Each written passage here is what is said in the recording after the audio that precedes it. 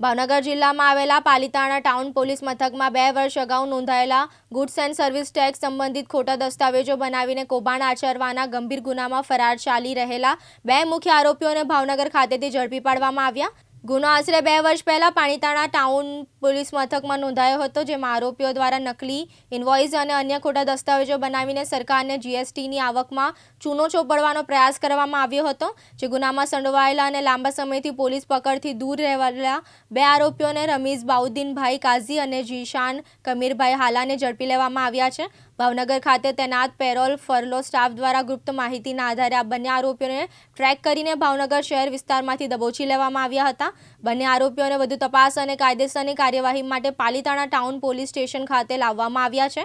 પોલીસે આ કૌભાંડના મૂળ સુધી પહોંચવા અને તેમાં સંડોવાયેલા અન્ય લોકોની માહિતી મેળવવા માટે ઊંડાણપૂર્વક તપાસ હાથ ધરી છે।